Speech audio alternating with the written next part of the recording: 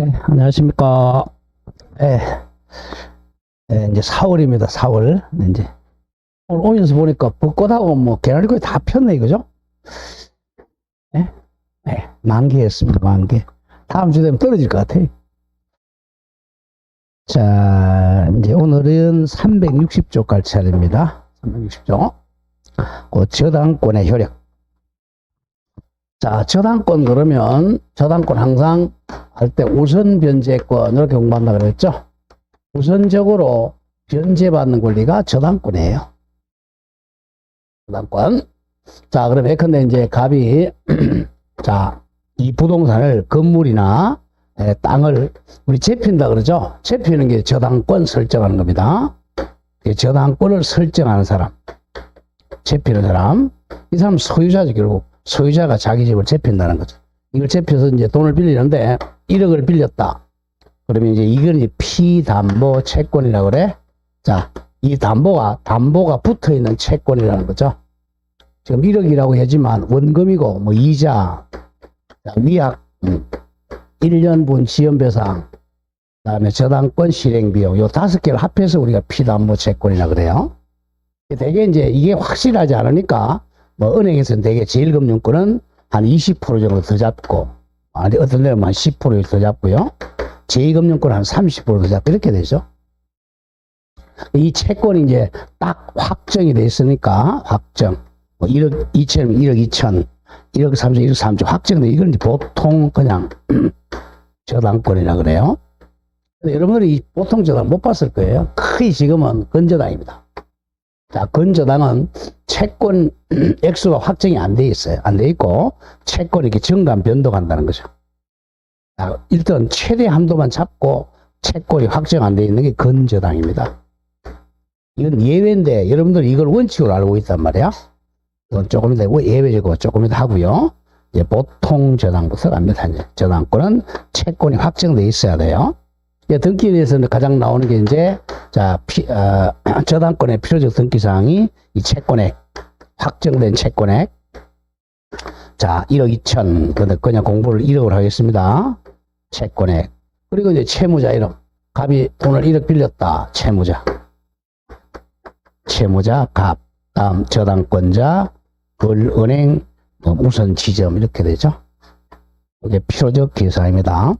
자, 그러면 결국은 이 피담보 채권은 채우로, 자, 만약에 갑이 돈을 안 갚아요. 변제기에. 변제기에 돈을 안 갚으면 이제 저당권자가 바로 우선 변제권 실행하러 가는 거죠. 그럼 이 부동산을 경매에 넣는단 말이야. 저당권은 우선 변제 받으려면 경매 청구해서 경락대금에서 이 등기 순서에 따라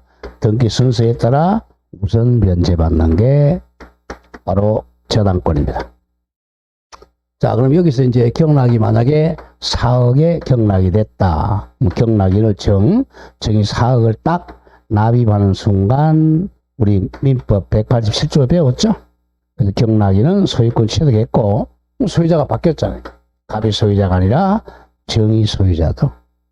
그럼 요 이제 4억 가지고 을이 이 등기 순서대로 우선 변제 받습니다. 이게 저당권이에요. 저당권 오로지 경매를 가지고 우선 변제 받는 게 저당권입니다. 저당권자는 점유를 하지 않습니다. 점유를 하지 못한다. 이게 저당권의 포인트죠. 자, 그럼 이제 저당권에서 그럼 가장 중요한 게 우선 변제를 얼마 받느냐 이거죠. 우선 변제를 얼마 받느냐. 이게 바로 첫째, 요 피담보 채권이 얼마냐. 요거죠. 그 다음 두 번째는 우선 변제 받으려면 경매 넣는데 경매에 넣을 수 있는 목적물이 뭐냐 이거죠. 목적물이 뭐냐. 이게 포인트입니다. 그래서 이제 우선 변제 받는 범위는 채권의 범위, 목적물의 범위. 여기서 한 문제가 꼭 나와요. 자, 그러면 이제 1번 갑니다. 피담보 채권의 범위. 이게 이제 우선 변제 받는 채권의 범위라는 겁니다. 손가락 5개 펴보세요. 5개. 외워야 돼. 거기 5 손가락. 이게 우선 변제 범위입니다. 제 360조. 저당권은 일단 원금이죠. 그죠? 원금, 우리 1억. 이자, 이게 보통 이자, 요새 뭐 보통 한 4, 5% 되죠. 다음 위약금, 다음 채무 불이행으로 인한 손해배상, 이걸 줄여서 지연배상이라고 그래요.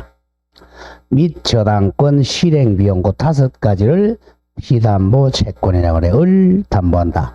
자, 그러나 이렇게 지연 배상 액수는 제한하고 있어요.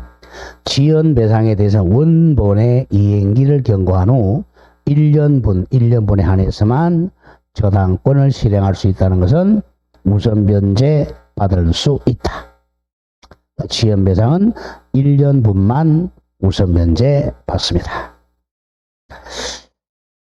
자, 그렇게 기억하시고, 그 밑에 양가의 1번의 그 피담보 채권의 범위의 뜻 설명했지만 읽어보죠.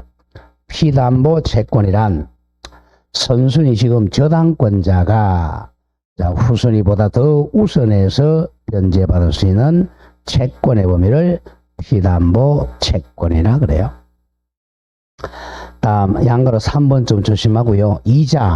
이자는 무제한입니다. 이자는 기간 제한 없이 무담보로 담보가 됩니다. 이자는 10년, 5년 무담보입니다. 기한 제한이 없다. 그리고 이제 4번은 위약금은 반드시 등기를 해야 됩니다. 위약금은 등기해야만 우선 변제 받아요. 저당권에 의해 담보된다는 것은 우선 변제 받을 수 있습니다. 위약금은 등기를 해야 됩니다. 외울 때 등기된 위약금 이렇게 암기합니다. 자, 양가 5번이 가장 많이 나오는 거 채무 불이행으로 인한 손해배상 줄이면 지연배상, 지체배상이죠. 이건 1년분에 안 한다 그랬어요. 조금 전에 봤지만 제360조가 지연배상에 대해서는 원금의 이행기 경과한 후 1년분에 한해서만 우선 면제 받습니다. 저당권 행사할 수가 있다. 자, 이런 걸 조심하고 이때 이제 우선 변제 받을 때는 지연 배상은 1년분이라 그랬어요. 경락대금에서. 요거는 좀 달라요. 만약에 채무자가 이 돈을 갚을 때는 지연 배상 1년분은 아니라 2년, 3년 다 갚아야 됩니다. 채무자가 이 저당권을 말소하기 위해서 변제하려면 이건 전액 다 갚아야 돼요. 1년분에 하나잖아요. 그게 이제 네 번째 줄 까만 색깔이야. 지연 배상이 1년을 초과해서 2년, 3년, 4년이 되면 채무자는 전액 다 변제해야 돼요. 2년, 3년, 4년 전액을 변제하지 않는 한 저당권 등기를 말소할 수가 없습니다. 채무자는 전액 다 변제해야 돼요. 다음 6번은 살짝 한번 나왔던 건데 자, 여기 5개 뭐죠? 원본, 이자, 위약금, 1년분 지연배상, 저당권 실행비 이게 피담보 채권인데 그럼 외울 때 이제 5개란 말이야.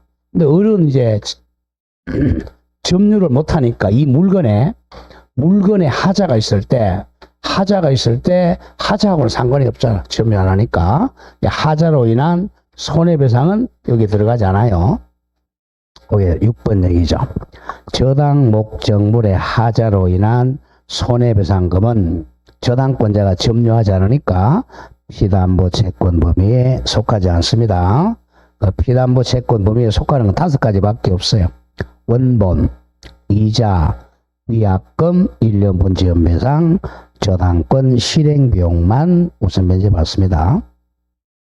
자, 더 많이 나오는 2번이야. 목적물의 범위. 자, 목적물의 범위는 바로 경매에 넣을 수 있는 범위라는 거죠. 자, 이 목적물의 범위는 왜 중요하냐면, 자, 만약에 토지라고 하죠. 이게 경매에 들어가면, 경락인, 같은 말, 매수인이죠. 결국 경락받은 매수인이 이 저당 목적물의 소유권 취득하잖아요. 결국은 이 목적물의 범위는 소유권이 미치는 범위와 같은 거예요. 소유권이 미치는 범위. 소유권 취득하는 거니까. 그러니까 소유권에도 배웠죠, 그죠? 소유권에서는, 이게 이제 이 땅이 원물이라면, 원래 물건. 원물에 미치는 게 아니라, 소유권을 배웠죠? 부합물, 종물에도 미치잖아요. 부합물, 종물. 여기도 당연히, 미치니까 이 저당권에 경매 넣을 수 있는 범위는 여기까지 다 경매 넣을 수 있다는 거죠. 권리로 본다면 종물이나 종된 권리까지 미친다는 겁니다. 그게 이제 목적물의 범위입니다. 저 358조. 저당권의 효력은 저당 부동산에 부합된 물건, 줄이면 부합물과 종물에 미친다. 종물에다 가로 열고 종된 권리도 미친다. 자, 미친다는 것은 여기까지 경매 넣어서 우선 변제받을 수 있다는 겁니다. 부합물, 종물에 미친다. 종된 권리에도 미쳐요. 자, 그러나 법률에 특별한 규정이 있거나 또는 설정행위에 다른 약정, 줄거세요. 다른 약정은 미치지 않는다는 약정이 있으면 그러하지 아니하다. 미치지 않습니다. 이거는 결국은 임의 규정이라는 거죠. 자, 임의 규정으로 갑과 을이 계약할 때 나중에 경매 들어가면 여기는 미치지 않는다라고 특약을 했다. 미치지 않아요. 이런 특약이 없을 때만 원칙적으로 미친다는 겁니다. 자, 그럼 부합물, 종물 보러 가죠. 민법은 1페이지부터 끝페이지까지 다 연결이 돼 있어요. 그래서 민법이 양이 제일 많은 거예요. 자, 그러면 이제 부합물하고 종물. 자, 부합물하고 종물은 종된 권리도 마찬가지고, 물건으로 따지면 주물, 종물이고, 권리로 따지면 주된 권리, 종된 권리죠. 여기 조심할 게, 자, 시기 따지잖아요. 자, 저당권 설정 2월 1일 설정했다. 설정 전후 불문합니다. 설정 전에 부합물, 종물이든 설정 후 부합물, 불문하고 미친다. 전후 불문하고 미친다. 불문한다. 아, 등기를 2월 1일 했다. 그러면 부합물이 1월 10일 날 부합되었던, 아니면 저당권 설정 후 3월 10일 날 부합되었던, 따지지 않고 여기까지 미칩니다. 한꺼번에 정리해버려. 설정 전후 불문하고 미친다. 보죠. 이 부합물은 동그라미 1번이 먼저 나오죠. 설정 시기 따지지 않아요. 부합물은 저당권이 설정 이전에 부합된 것이든 설정된 이후에 부합된 것이든 묻지 않고 저당권의 효력이 미칩니다. 자, 그럼 부합물의 대표적인 애 우리 뭐 배웠죠? 제가 부합물에 맨날 했던 게 정축물이잖아요. 그죠? 자, 갑의 건물에 여기 저당권이 설정됐어요. 저당권, 자, 언론행 2월 1일. 근데 나중에 정축했죠. 자, A가 정축하게 되면 이 정축물은 부합당하니까 여기까지 미친다는 거죠. 그러나 예외적으로 이 정축물이 부합당하지 않는 게 뭐죠? 이 사람이 정당한 뭐가 있다면? 권한이 있다면 안 미쳤죠? 정당한 권한 뭐였죠? 지상권, 전세권, 임차권, 사용대차권 이런 게 있으면 부합 안 당하니까 어떤 저당권이 안 미칩니다.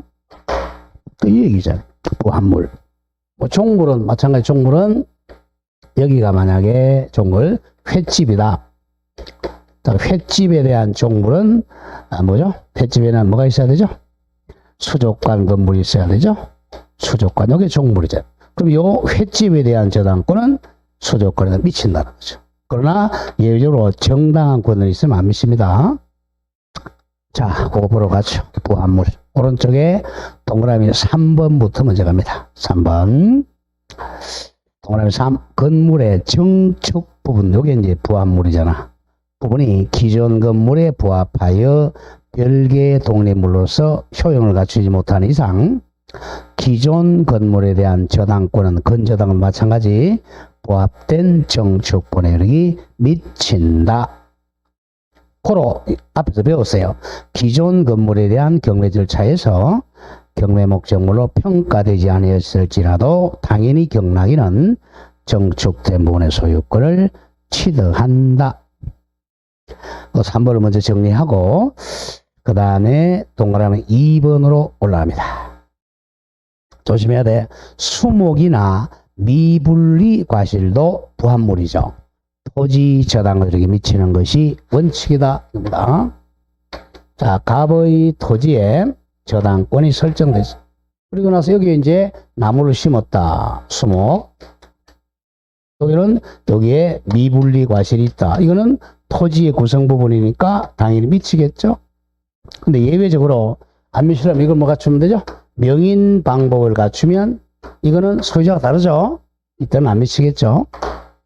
거기 이제, 그러나 이제 죽어나간다. 예외적으로 임목 등기를 갖춘 수목. 이건 소유자가 다르잖아. 임목 등기. 다음에 명인 방법을 갖춘 수목이나 미분리 과실. 잘라주고. 소유자가 다르죠. 다음, 이제 정당한 권은 지상권, 전세권, 임차권, 사용대차권 등 정당한 권은이죠. 토지 사용권을 가지는 자가 심은 수목에는 토지지상 효력이 미치지 않습니다. 정당한 권한이잖아요. 자, 그 점 기억하고, 그래서 교과서가 2번하고 3번을 바꿔놔야 돼요. 양거는 2번 갑니다. 종물, 가로 열고, 종된 권리도 같습니다. 동그라미 1번, 부합물과 마찬가지로 저당권 설정 전후 따지지 않고 종물, 종된 권리에도 미칩니다. 그 종물이 대표적인 애가 수족관 건물이라고 그래서 수족관 건물. 자, 그리고 동그라미 2번이 이제 종물 이론은 종된 권리에도 적용되기 때문에 유추. 자, 종된 권리 좀 보자. 자, 종된 권리. 조금 어려워요. 자, 이 토지가 이제 갑이 토지 소유자, 을이 땅을 빌렸어요. 지상권 또는 전세 또는 임차권으로 빌렸습니다. 그럼 땅 소유자는 갑이고 빌린 사람은 지상권이나 전세권이나 임차권을 가지고 있는 거죠. 그 다음에 을이 이제 이 위에다가 건물을 지었어요. 그럼 이제 건물은 소유자가 을이고 땅 사용권은 을이 가지고 있는 거죠. 지상권을 가지거나 전세권을 가지거나 임차권을 가집니다. 자, 그랬는데 여기다가 이제 건물에 저당권이 설정돼요. 저당권자 A은행이라고 하죠. 그랬을 때 이 저당권은 건물에만 설정됐지만 건물 소유를 하기 위한 이게 종된 권리야. 종된 권리. 종된 권리. 이게 없으면 건물 철거당하니까. 그럼 이제 건물 저당은 이 종된 권리에도 미친다는 거죠. 이게 미칩니다. 그래서 나중에 이게 경매에 들어가면 만약에 정이 경락을 받으면 정은 요 건물뿐만 아니라 지상권이나 전세권이나 임차권도 취득한다는 것이죠. 종된 권리 미칩니다. 여기 이제 아파트로 가면 가보죠. 아파트로 가면 똑같아요. 아파트는 이걸 대지 사용권이라고 그러죠. 등기하면 대지권. 뭐 대지권이 이제 지상권, 전세권, 대지권이란 말. 이 위에 아파트가 있다. 자, 501호, 자, 소유자가 갑인데, 여기에 이제 저당권이 설정됩니다. 그럼 이 저당권은 501호만 미치는 게 아니고, 아파트 이제 공용 부분 있죠? 엘리베이터, 복도, 계단에 미치고, 그 다음에 이게 대지권에 미치게 되는 거죠. 미칩니다. 대지권은 뭐 소유권일 수도 있죠, 이게. 소유권. 자, 그러면 이제 만약에 이 경우에 들어가면 정은, 경락이는 501호 소유권뿐만 아니라 엘리베이터 지분, 다음에 소유권 지분이나 지상권, 전세권, 임차권에 미친다는 거죠. 이게 종된 권리입니다. 자, 그게 이제 동그라미 2번 얘기입니다. 다만 색깔. 건물에 대한 저당권의 효력은 건물 소유 목적으로 한 종된 권리인 땅 사용권, 지상권이나 전세권이나 임차권에도 미친다. 매년 나오잖아요. 그게 3번, 이제 아파트로 가면 대지권이죠. 집합 건물의 전유 부분 501호에 설정된 저당권은 그 대지 사용권이 바로 소유권, 지상권, 임차권 등이야. 및 공용 부분 지분, 엘리베이터, 복도 계단 지분에도 미친다. 이게 이제 종된 권리에 미친다는 거예요. 자, 이거는 임의 규정이라고 그래서 임의 규정 3번 임의 규정. 자, 저당권의 효력은 부합물이나 종물에 미친다는 358조는 임의 규정입니다. 특이하게 우선한다는 거야. 강행 규정이 아니라 임의 규정이니까 따라서 부합물이나 종물에 미치지 않는다는 특약할 수가 있습니다. 이때 특약은 또 등기도 가능하죠. 만약 특약을 등기했다면, 등기하지 않았다면 제3자에게는 대항할 수가 없다. 등기하면 제3자에게 대항할 수 있다. 다음 4번은 부합물이 아니라 독립물이죠. 자, 독립물 보죠. 독립물은 안 미친단 말이에요. 자, 갑의 토지에, 자, 여기에 저당권이 설정됐어요. 저당권자 을은행입니다. 자, 그런데 여기에 2월 1일 날 저당권 등기했어요. 한 8월 1일 날, 자, 을이 여기 있나요? 자, 병이, 자, 건물을, 무단으로 건물 지었어요. 갑의 동의도 안 받고, 무단으로 건물을 지었습니다. 자, 그럼 이거 건물은 지붕과 기둥과 주벽 갖췄어요. 그럼 이 건물이 병이 소유자야, 갑이 소유자야? 남의 땅에다가 무단으로 건물 지으면 누구 거예요, 이거? 누구 겁니까? 이 병이 소유자입니다. 갑 그럼 큰일 나요. 그러니까 이 저당은 여기 미치 안 미쳐요? 안 미치죠? 소유자가 다르잖아요. 이 독립물입니다. 이건 부합물이 아니라 안 미치죠. 그런 점을 조심하셔야 돼요. 또 여기다가 이제 자, 갑의 땅에다가 이 병 할머니가 무대포로 농작물 심었어요. 농작물, 자, 배추, 뭐 호박, 고추, 마늘 이렇게 심었어요. 그러면 이거 누구 거죠? 할머니 거죠? 미쳐요, 안 미쳐요? 안 미칩니다. 이 독립물이란 말이에요. 독립물. 전부 소유권에서 나오는 거예요. 그 4번. 저당 토지의 건물이나 농작물은 독립물이니까 안 미칩니다. 건물과 농작물은 독립물이니까 절대로 토지에 부합하지 않으므로 토지 저당의 효력은 그 땅 위에 있는 건물과 농작물은 절대로 미치지 않습니다. 그런 점을 조심을 해야 됩니다. 자, 그 다음에 이제 양가로 보면 과실 봅니다. 자, 과실. 아까 저당권자는 점유한다 그랬어요? 점유를 못한다 그랬어요? 점유를 못합니다. 점유를 못해요. 저당권자 점유를 못하니까 과실은 점유한 사람이 따먹는단 말이야. 과실은 안 미쳐요. 과실은 원칙은 안 미칩니다. 자, 359조 X 갑니다. 저당권의 효력은 원칙은 과실이 안 미치는데 저당 부동산에 대한 줄거세요. 압류가 있은 후에 이겁니다. 압류가 있은 후라는 것은 경매 개시 결정 등기 후에 경매 개시 등기 후에는 미쳐요. 저당권 설정자가 그 부동산으로부터 수취한 과실 또는 수취할 수 있는 과실에도 미친다 이겁니다. 과실은 경매 들어가서 압류 후에만 미쳐요. 압류되기 전에는 미치지 않습니다. 자, 그러나는 필요 없고요. 자, 다음 페이지로 갑니다. 잘 기억해야 돼. 압류 후에만 미친다.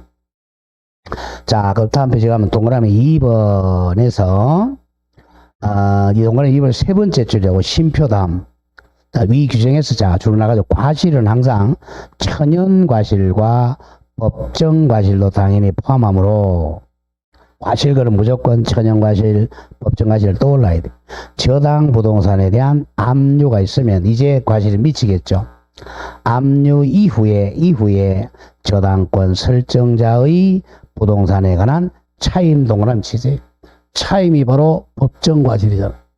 차임 채권에도 압류 이후니까 저당권에력이 미친다 이겁니다.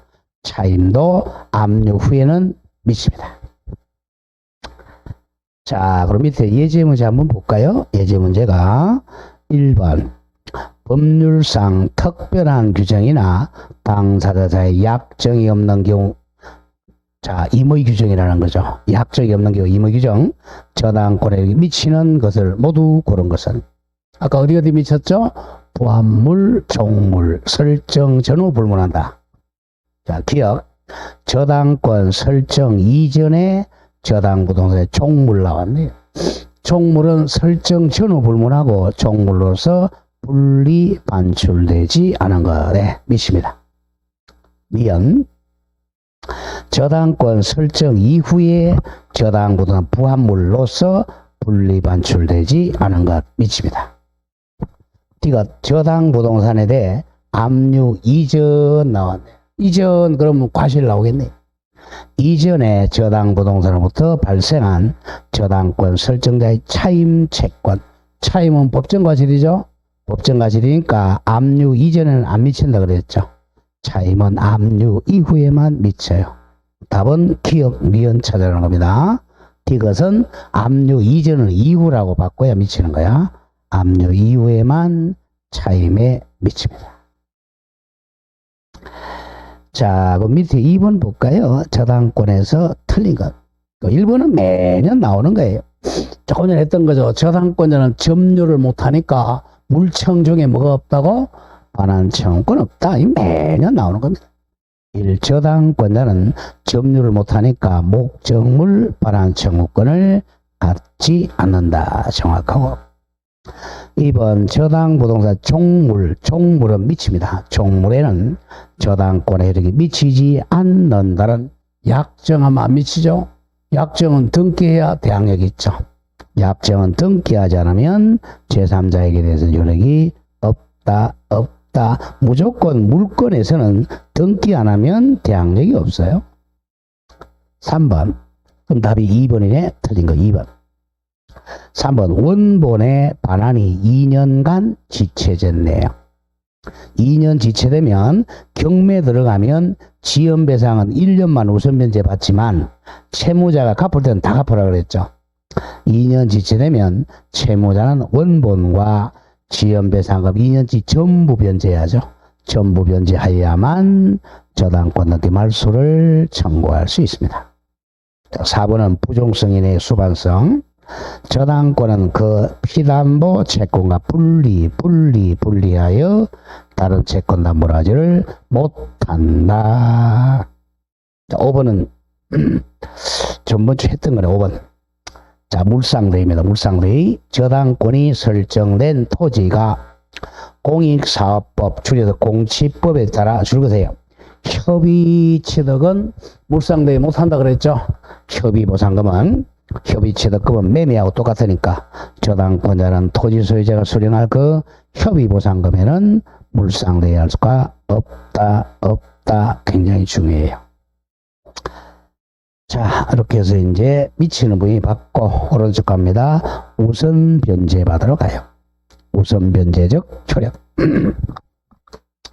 자, 저당권자가 이제 우선 변제 받는 방법은 원칙은 아까 먼저 경매 넣죠. 경매. 채무자가 피담보 채무를 변제 안 했어요.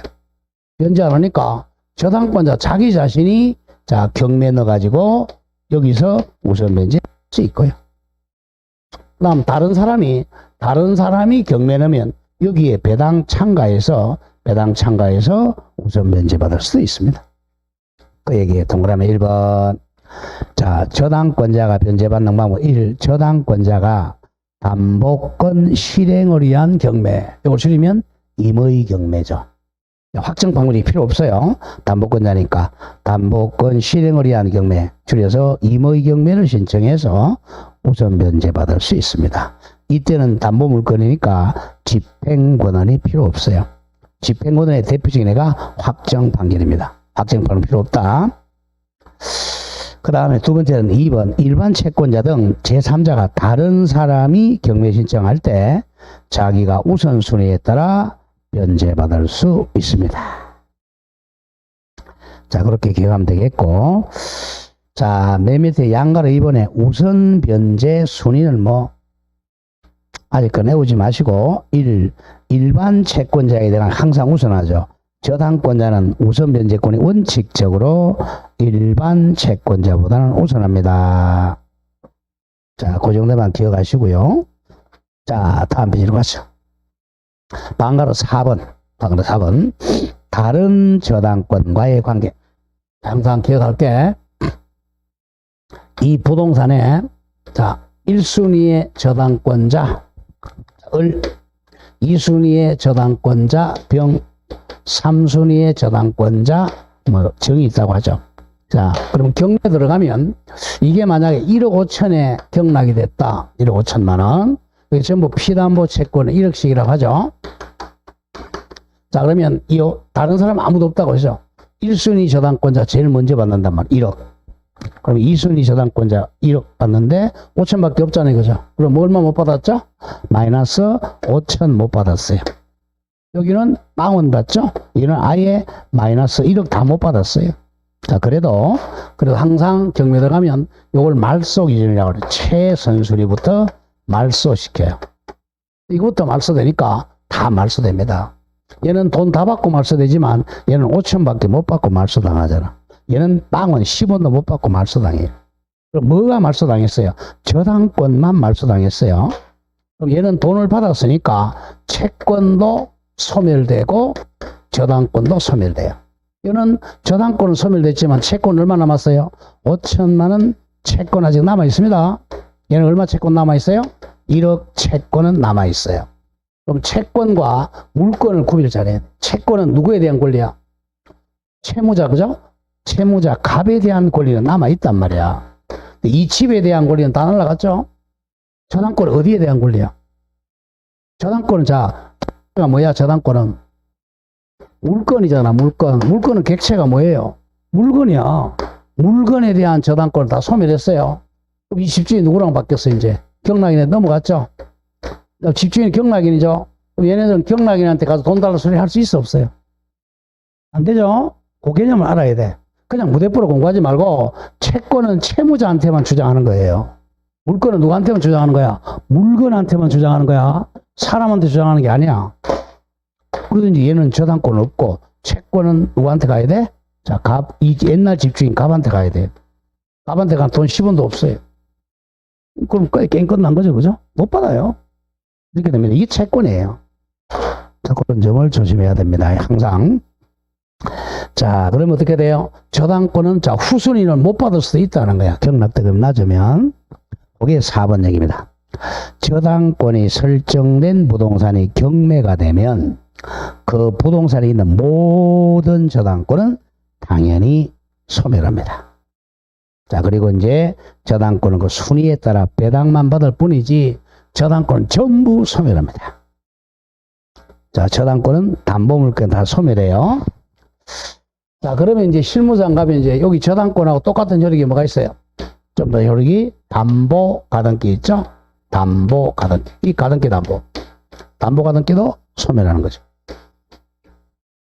또 전세권도 배당 요구하면 소멸해요. 담보물권이니까. 자, 그렇게 정리가 되겠고, 그 다음에 5번에 중요표시 저당권과 용의권과의 관계입니다. 자, 용의권은 담보물권이 아니죠? 용의권하고 관계입니다. 자, 이건 좀 기억해야 돼요. 자, 먼저 1순위에 저당권이 있고, 이 땅이라고 하죠, 이번에는. 자, 저당권이 있고, 자, 2순위에 용의권이 있습니다. 용의권은, 자, 지상권, 지역권, 전세권, 자, 대항력을 갖춘 임차권. 이걸 용의권이라고 그래. 용익 물권, 용익 채권입니다. 그 다음 3순위에 저당권이 있다고 하죠. 자, 여기서 이제 누가 경매를 넣든 아까 말소 기준이 뭐라 그랬죠? 이게 말소 기준이죠? 예. 뭐 담보가등기도 마찬가지입니다. 이게 담보가등기도 마찬가지. 이거부터 말소된단 말이에요. 말소되니까 이 저당권도 당연히 소멸당하고 용의권도 소멸당합니다. 이 용의권이 예컨대 지상권은 아직 30년 기간이 남아도 말소당합니다. 임차권도 한 5년 남아도 말소당해요. 전세권도 10년 남아도 말소당합니다. 전속계는 상관없어. 왜? 말소 기준보다 후손이니까 다 소멸당합니다. 요 개념 먼저 기억하고, 그 다음 두 번째는 반대가 거꾸로 됐다고 하죠. 1순위에 용의권이 먼저 있고, 자, 지상권, 지역권, 전세권, 대항력 갖춘 임차권, 그 다음에 이제 2순위에 저당권, 뭐 담보가등기 마찬가지고, 있고, 뭐 3순위, 뭐 있어도 좋고 없어도, 이거는 말소 기준이 요거잖아요. 말소 기준이 저당권이니까 이건 다 소멸되고, 요건 존속하게 됩니다. 자, 존속한다는 것은 경락인에게 대항할 수 있다는 거죠. 요거는 인수주의, 인수받는다는 거죠. 이게 만약에 30년 남았다. 30년 동안 정한테 대항하는 거예요. 경락인에게. 이런 거 경락 안 하면 완전히 병신 되는 거죠, 이제. 존속합니다. 두 개를 기억해야 돼. 자, 그리고 여기서 예외가 하나 있어요. 여기서 예외가 이 전세권입니다. 자, 전세권은 용익 물건이면서 또 담보 물건적 성질도 있잖아요. 네, 전세권이 만약에 한 5년 남았어요. 원칙은 존속이에요. 근데 전세권은 담보물권적 성질이니까 돈 받을 수도 있죠. 얘보다 먼저니까 나부터 먼저 돈 달라라고 배당 요구합니다. 배당을 요구하면 얘보다 먼저 받아가잖아요. 배당 요구하면 전세권이 소멸하게 됩니다. 요 점은 하나 정리해야 됩니다. 자, 요거 보죠. 그게 이제 5번 얘기입니다.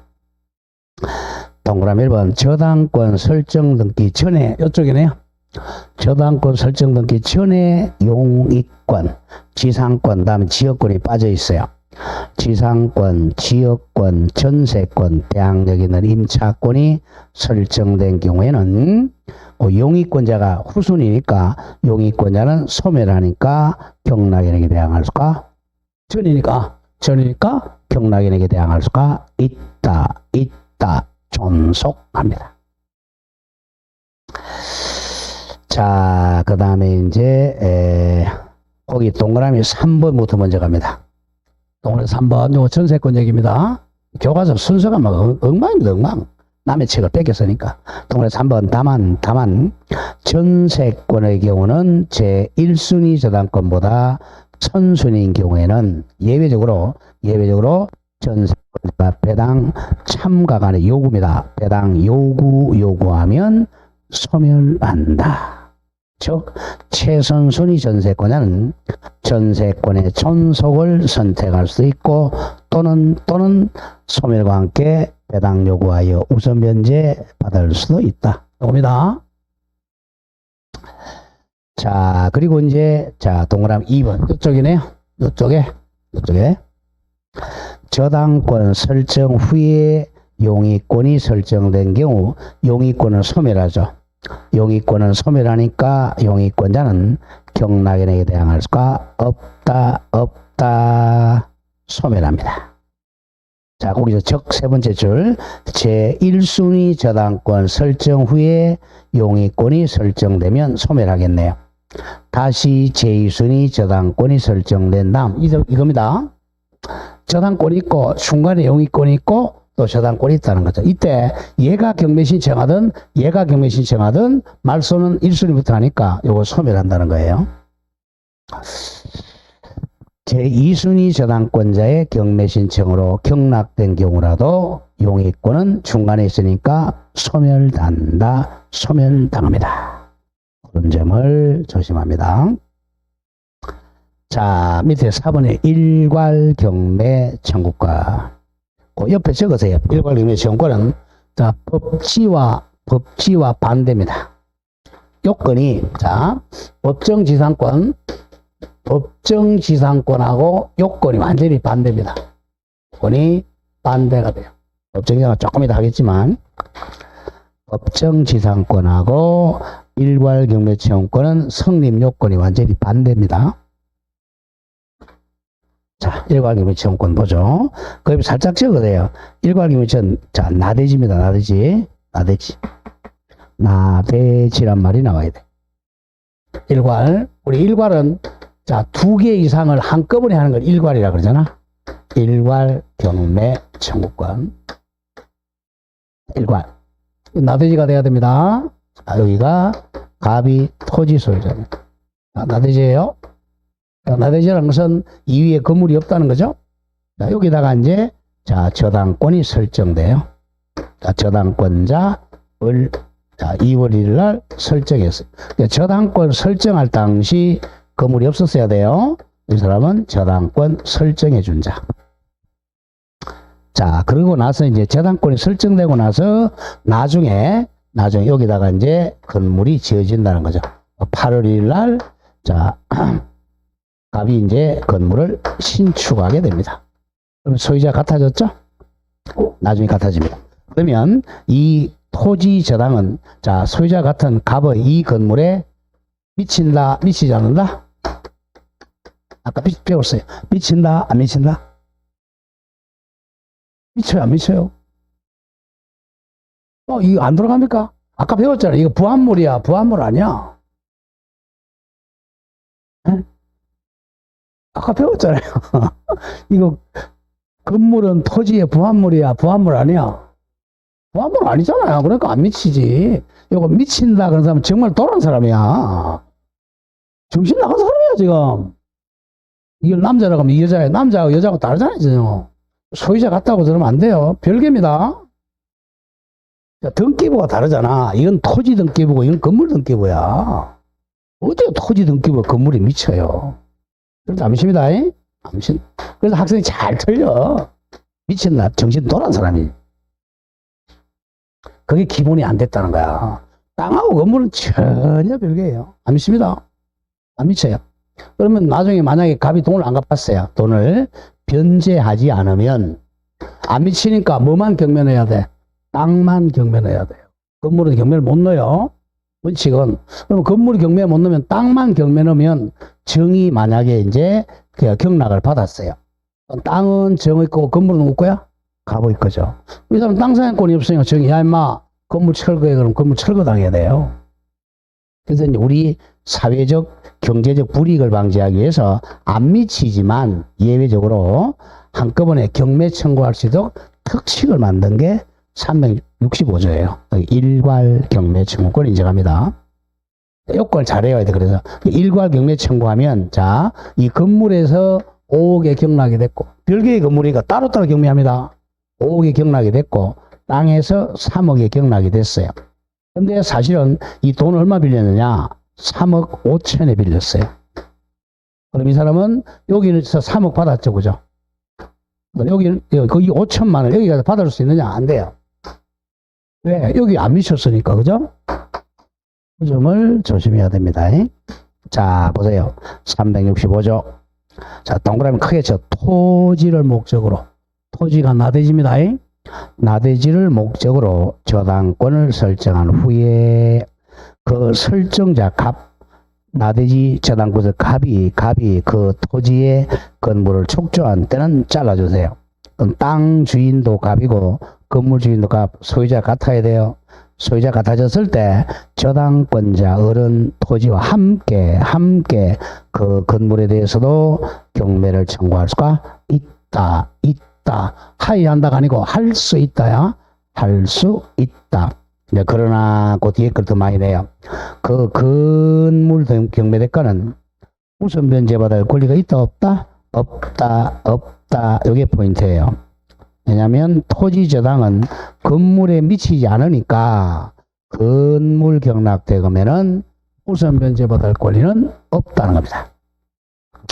자, 그 점을 조심해야 됩니다.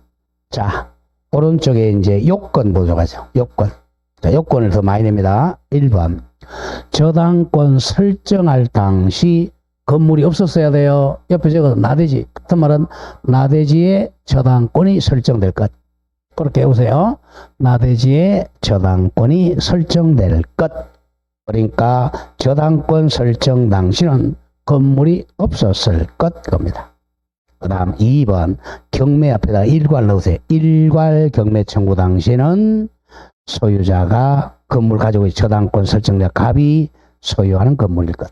같은 말은 일괄 경매 청구 당시 토지와 건물 소유자가 동일할 것 이겁니다. 일괄 경매 청구 당시 땅하고 건물 소유자가 같아야 됩니다.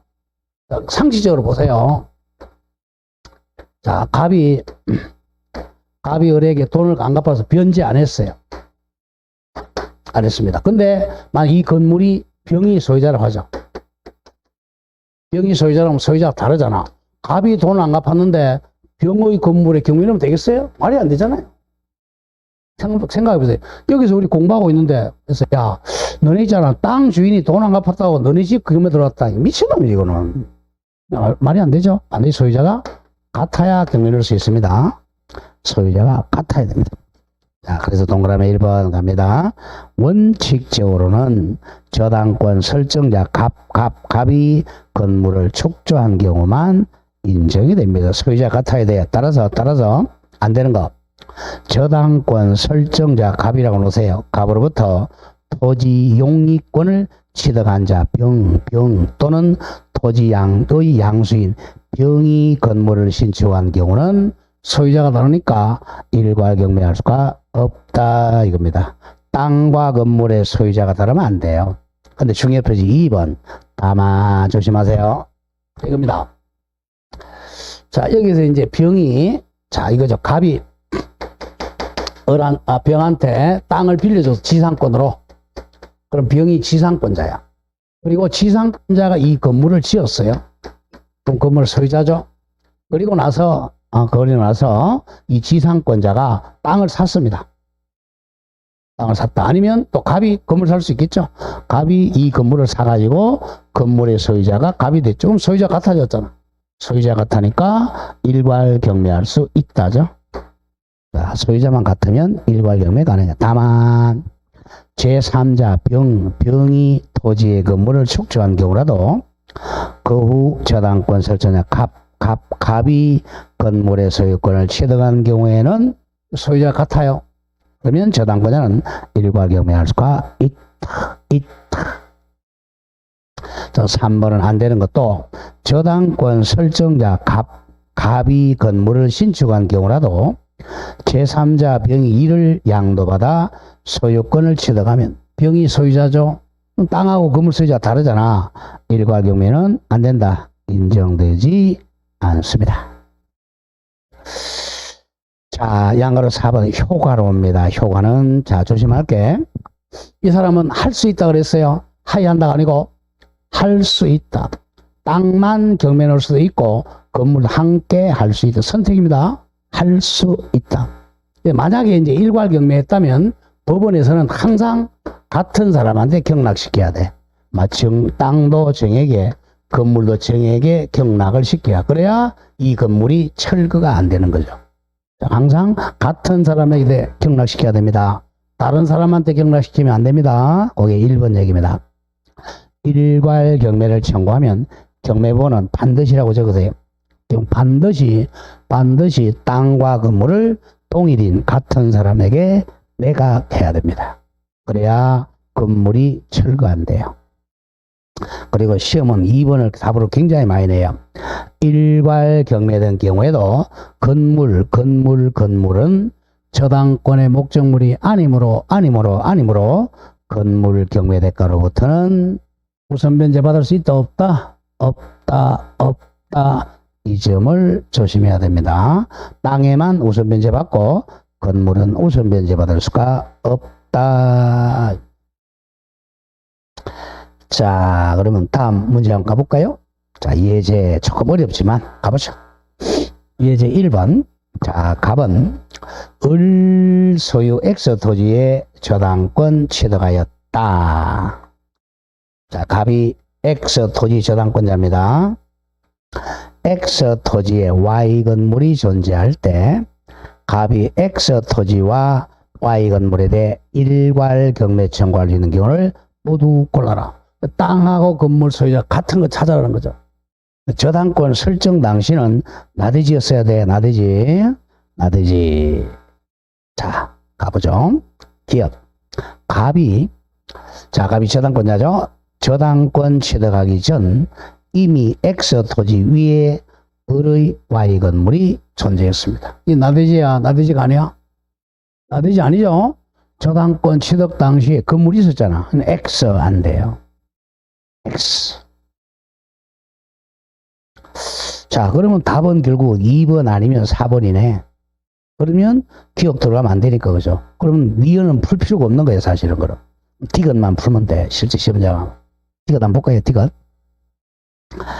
갑이 저당권을 취득한 후 병이 X 토지의 지상권을 취득하여죠. 하여가 아니고 하여 Y 건물을 축조하고 그리고 을이 건물 소유권을 취득한 경우.